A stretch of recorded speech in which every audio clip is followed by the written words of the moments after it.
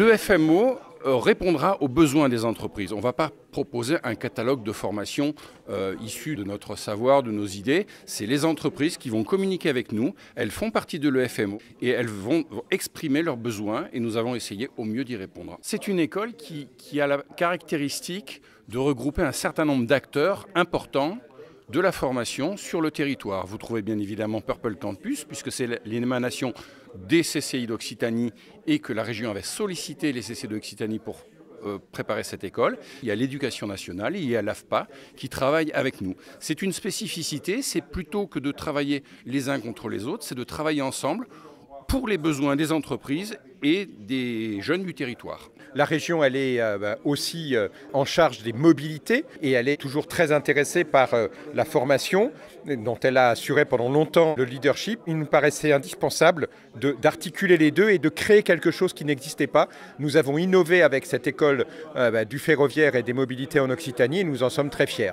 Le ferroviaire a une vraie dynamique dans cette région. On le voit au travers des 2 lignes grande vitesse, à l'ouest et à l'est de la région. Également les dessertes régionales et les dessertes locales, urbaines. Cela crée des besoins importants, des nouveaux besoins sur des métiers qui sont connus, qui sont déjà en tension. Également sur des métiers qui sont peut-être à développer et à inventer au fur et à mesure de l'évolution des technologies.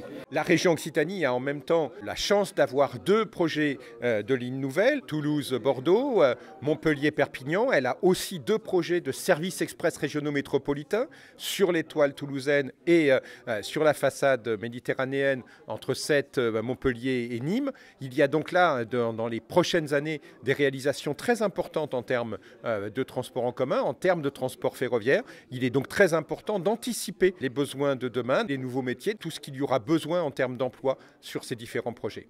L'idée que l'on a, c'est d'essayer de trouver les gens qui vont pouvoir être formés pour les entreprises. Nous avons un rôle également d'insertion sociale, donc d'aller chercher peut-être des jeunes qui étaient en décrochage peut-être, et les amener vers l'emploi, et les amener vers des emplois qualifiés et passionnants.